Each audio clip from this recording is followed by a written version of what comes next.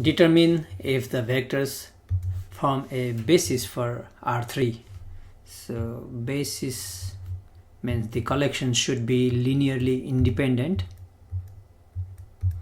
and that collection should span R3. So R3, so span R3. That means any vector in R3 should be a linear combination of these collection vectors. Okay, so in part A we got 3 vectors. So to check if they are linearly independent, we can just do the row reduction of the corresponding vector matrix. So let me put that in matrix. So first column 1 1 0, 2 3 0, 1 2 3. So we do the row reduction, and if we have pivot in each column, that means these vectors are linearly independent. Okay, let's see that. So we're gonna make this R2 0 because it's a pivot, so we're gonna make this 0.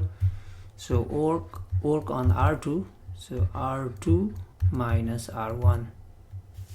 Okay, so 1 2 1 0 0 3. Oh, it's already simplified. 1 minus 1 0, 3 minus 2 1, 2 minus 1 1.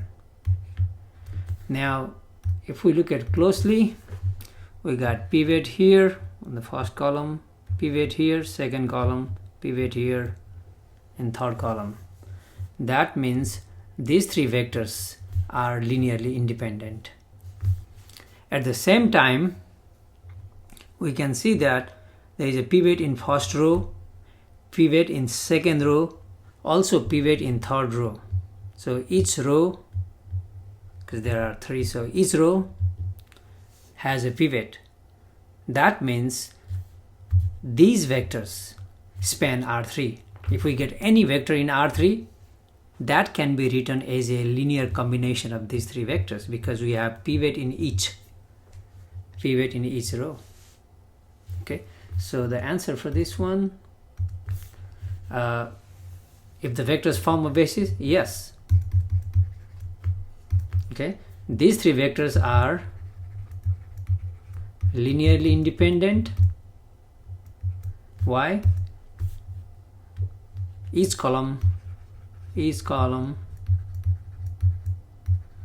has a pivot, and the vectors span R3. Why? Each row has a pivot. Okay, so let's try to do the same thing for part B. So I'm gonna form a matrix based on these 3 columns. So 1 2 negative 1, 2 1 0, 5 4 negative 1. Okay, so here we want to make this 0, so R2, that would be R2 plus, so let's multiply by negative 2 R1, so that this is negative 2, and 2 plus negative 2 is 0. At the same time, we can make this 0 as well, so we can work on R3. It's already negative 1, so R3 plus R1. Okay, R1 is not touched. Here 2 plus negative 2 times this, right? 2 plus negative 2 is 0. 1 plus negative 4 is negative 3. 4 plus negative 10, that's negative 6. Now on R3, so negative 1 plus 1, 0. 0 plus 2 is just 2. Negative 1 plus 5 is 4. So we got a pivot here, we got pivot here, so we need to make this 0. Okay, so negative 3 negative 6 in R2 we can multiply by negative 1/3 so that this becomes 1, and we can easily make this 0. So let's work on R2 such that R2 is being multiplied by negative 1/3, pretty much dividing by negative 3. Okay, that makes 1 2 5 0. We can do the same thing here, which is unnecessary. We could have multiplied by 1/2 as well. Here 0, negative 3 times negative 1/3, 1, and here we got 2. Now we want to make this 0, okay, because it's the row reduction in row echelon form. So work on R3 such that R3 plus, so this is 2. So we want to multiply, so we need to use the pivot, okay? So we need to multiply by negative 2 R2. So 1 2 5 0 1 2. So 0 0 just 0. 2 plus negative 2 is 0. 4 plus negative 2 times 2, negative 4 is 0. Okay, so look at the pivot. So here we got a pivot in first column, in first row as well. Here's a pivot in second column, but there is no pivot in third column. Okay, if we are solving AX equals 0, we get infinitely many solutions. So these three columns, the third column does not have a pivot, means the vectors, these three vectors are not linearly independent. They are linearly dependent. So that's it, not linearly independent, so not a basis. At the same time, if we look at here, we got pivot in first row, pivot in second row, there is no pivot in third row. So these three vectors would not span R3. In fact, when we have three vectors, we need three vectors to span R3. Not only three vectors, we need three linearly independent vectors. Since they are not linearly independent, so one depends on other two. I don't know which one, but one depends on other two. That means there is no use of one. So we can kind of count only two, and two vectors are not enough to span R3. So here, so we would say no, because the given vectors are not linearly independent. Why? No pivot in each column.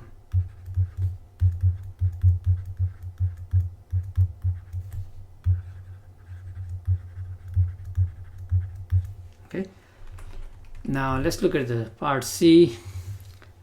To span R3. So look at these two vectors. Are they linearly independent?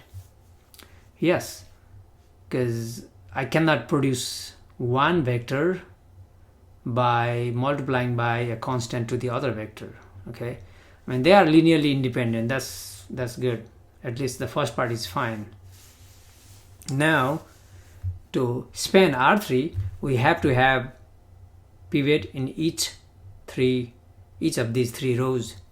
Okay, if I these are linearly independent. If I write in terms of a matrix, then this is 1 2 negative 1. Here I got 2 negative 1 0. If we do row reduction, pretty much one of the third row will have all zeros. I mean, you can just do some work. I'm not going to even write this one. Okay, this will be some number 1 2, we can keep there, and we can make this 0, and there will be some number, we can just check, and this will be both zeros, by the way. So we got pivot here and here. That means we got pivot in each column. So these two vectors are linearly independent. I mean, that part is fine. We also saw that one of them is not a constant multiple of another. That means they are linearly independent, but that's not enough. To span 3, we have to have pivot in each row. but this third row does not have a pivot. Here is a pivot, here is a pivot, but there is no pivot. So these two vectors can't span R3. By the way, to span R3, we have to have at least 3 vectors, and we have only 2, so not enough. So the answer is no. No, because though they are linearly independent, they can't span R3. No, they can't span R3. Not enough vectors, because we don't have pivot in each row. The third row does not have a pivot, and that was obvious because we had only 2 vectors. So we needed at least 3 to span R3. And when we have more than 3 vectors, if we had more than 3 vectors, they would be linearly independent. They would be linearly dependent, okay? Sorry. So in fact, we will see later, to span R3, we have to have exactly 3 vectors, and they have to be linearly independent. So 3 linearly independent vectors would be a basis for R3.